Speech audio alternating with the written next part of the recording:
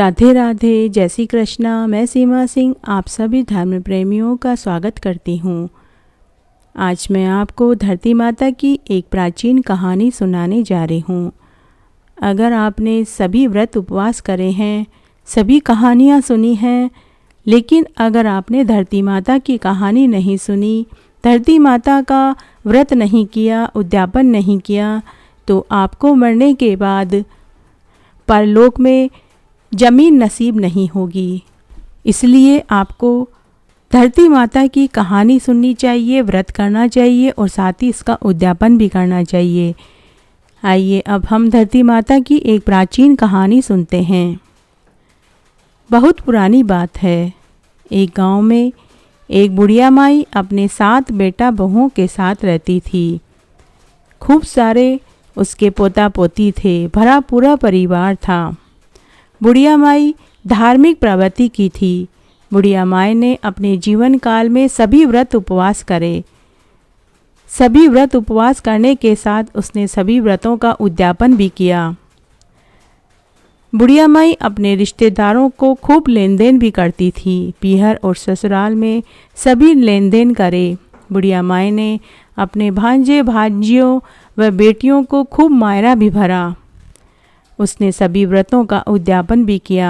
धर्मराज की कहानी सुनी, पोपाबाई की कहानी सुनी, चित्रगुप्त जी की कहानी सुनी और उनका उद्यापन किया। सभी एकादशियों का व्रत किया और साथ ही उसने धूमधाम से सभी नाते रिश्तेदारों को बुलाकर उद्यापन किया और खूब देन लेन किया। बुढ़िया माई का रोज का नियम था। वह सुबह जल्दी उठती, स्नान करने के बाद रोज राधा किशन के मंदिर में दर्शन करने जाती थी। फिर मंदिर के रास्ते में उसे जो सबसे पहले मिलता उससे वो राम राम बोलती और उसे 1 टका देती थी। यही उसके रोज का नियम था। रोज वो गाय को और कुत्ते को रोटी देती, चिड़ी कबूतरों को दाना पानी देती थी।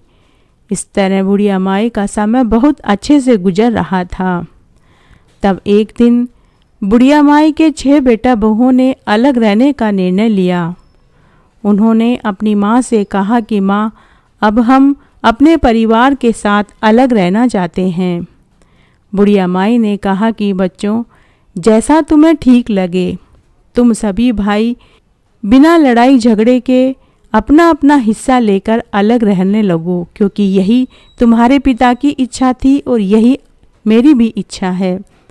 तब सभी 6 भाई अपना अपना हिस्सा लेकर अलग रहने लगे। लेकिन छोटी बहू व 7वां बेटा अपना हिस्सा लेकर पुराने मकान में ही अपनी माँ के साथ रहने लगे। बुढ़िया माई ने अपने 7वें बेटे से कहा कि बेटा, अगर तू भी अलग रहना चाहता है तो अपना हिस्सा लेकर तू भी अलग रह सकता है। लेकिन 7वें बेटा बहू ने कहा कि नहीं माँ, हमें कहीं नहीं जाना, हम यहीं अपने पुश्तैनी मकान में आपके साथ रहेंगे।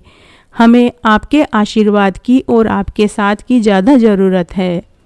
तब बुढ़िया माई अपने 7वें बेटा बहू के साथ पुराने हवेली में ही रहने लगे।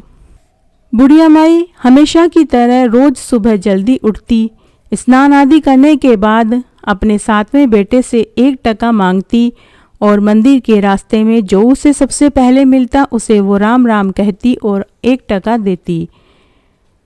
और रोज के नियम के अनुसार ही वह गाय और कुत्ते को रोटी देना जारी रखा और चिड़ी कबूतरों को दाना पानी देने का जो नियम उसका था वो भी उसने जारी रखा। इस तरह समय गुजरने लगा। तब एक दिन बुढ़िया का 7वां बेटा बीमार पड़ गया। कई दिनों तक काम पर नहीं जा पाया। कई दिनों तक वह काम पर न गया तो घर में राशन खत्म हो गया।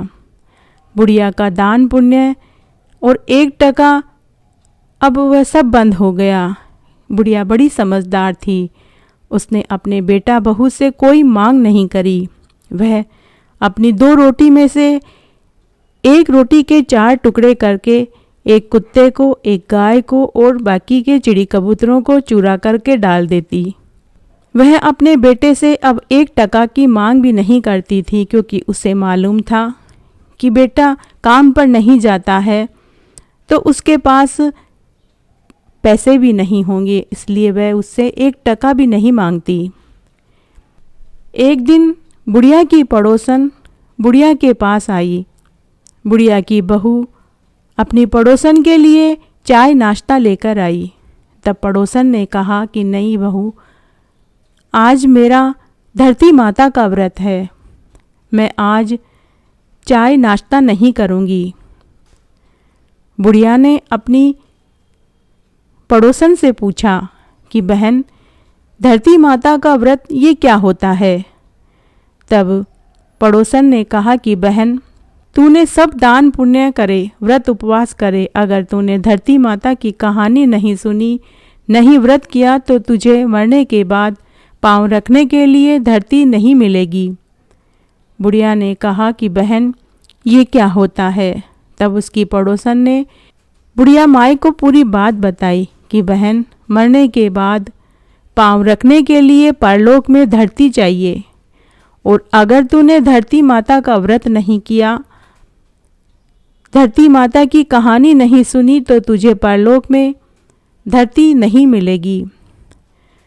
तब बुढ़िया माई ने धरती माता की कहानी पूछी और व्रत की विधि पूछी। तब पड़ोसन ने कहा कि बहन, धरती माता की 7 दिन तक कहानी सुनते हैं और व्रत करते हैं। तब पड़ोसन ने बुढ़िया माई को व्रत की पूरी विधि भी बताई और थोड़ी देर बाद वह वापस अपने घर चली गई। अब बुढ़िया माई चिंता में पड़ गई कि घर में खाने को राशन नहीं, पैसा नहीं, तो धरती माता का व्रत कैसे करे। तब बुढ़िया माई ने कुछ विचार किया और विचार करने के बाद उसने अपनी 7वीं बहू को 6 बड़ी बहुओं को बुलाने के लिए भेजा। थोड़ी देर बाद सभी 6 बहू अपनी सास के पास आई और पूछने लगी कि माताजी, आपने आज हमें क्यों बुलाया है? आपको हमसे क्या काम है?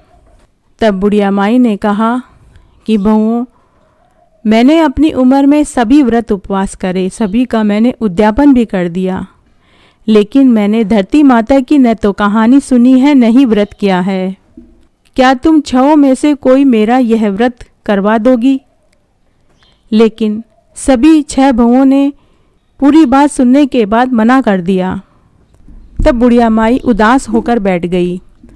तब बुढ़िया माई की 7वीं बहू और बेटे को जब पता लगा कि 6 बड़ी भाभियों ने माँ को धरती माता का व्रत करवाने से मना कर दिया है, तो 7वां बेटा और बहू अपनी माँ के पास आए और बोले कि माँ, आप दुखी और उदास क्यों हो? कोई बात नहीं, अगर बड़ी भाभियाँ आपको धरती माता के व्रत करवाने में आपकी मदद नहीं करती है, तो हम आपको धरती माता का व्रत करवाने में मदद करेंगे। आप चिंता क्यों करते हो? हम आपका व्रत पूरा करवाएंगे। आप बताइए क्या करना होगा? तो बुढ़िया माई खुश हो गई। उसने कहा कि बेटा, 7 दिन तक धरती माता की कहानी सुनते हैं और 7 दिन तक व्रत करते हैं। पीपल के पेड़ के पास 1.25 हाथ जितनी जमीन खोदकर उसके ऊपर 1.25 मीटर लाल कपड़ा, 1.25 मीटर सफ़ेद कपड़ा बिछाकर उसके ऊपर रोली, मोली, चावल, नारियल 11.25 रुपये रखकर कहानी सुनते हैं और कहानी किसी पंडितानी से सुनते हैं, और 7वें दिन उसी पंडितानी को भोजन करा के पूजा के वे सारे सामान उसी को दे देते हैं। तब 7वां बेटा बोला, माँ, तुम व्रत की तैयारी करो, मैं आज ही काम पर जाता हूँ। बेटा बहुत बीमार था, लेकिन अपनी माँ को धरती माता का व्रत पूरा करवाना था, इसलिए वह घर से काम के लिए निकला। तो उसे उस दिन बहुत अच्छा काम मिल गया और शाम को उसे मेहनताना भी बहुत अच्छा मिला। 7वें बेटे को जब शाम को मेहनताना मिला तो उसे बहुत खुशी हुई। उसने उन पैसों से धरती माता के पूजा का सारा सामान खरीदा और साथ ही घर का राशन खरीदा।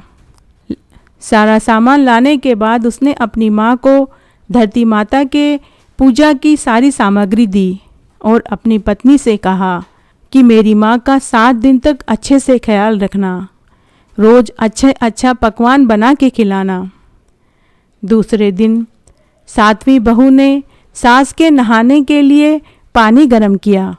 सासू माँ के नहाने के बाद 7वीं बहू ने कपड़े धोए, सुखाए और सासू माँ को लेकर पीपल के पेड़ के पास गई। वहीं मंदिर की पंडितानी को भी बुलवा लिया।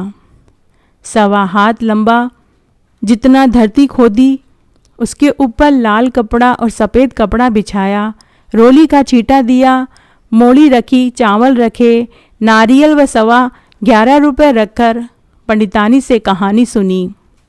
उसके बाद 7वीं बहू अपनी सासू माँ का हाथ पकड़कर वापस घर लाई। घर आने के बाद 7वीं बहू ने अपनी सासू माँ को चाय पिलाई। फिर उसने घर का सारा काम किया, पति को काम पर भेजा और शाम को तीनों ने व्रत खोला। इस तरह 7 दिन तक 7वीं बहू ने अपनी सास की खूब सेवा करी। 7वें दिन उसी पंडितानी को जिससे 7 दिन तक कहानी सुनी थी उसे भोजन कराया। धरती माता के पूजा का सारा सामान उन्हें दिया और साथ ही 7वीं बहू ने साड़ी, ब्लाउज, पेटीकोट और दक्षिणा के रुपए सास के हाथ से पंडितानी को दिलवाए। उस दिन दोपहर का सारा काम करने के बाद जब बहू रोज की तरह सास के कपड़े जो धोए थे उन्हें उठाने गई तो वहाँ उसे हीरे, मोती, आभूषण, सोने चांदी के सिक्कों का ढेर पड़ा हुआ मिला। बहू आश्चर्यचकित हो गई।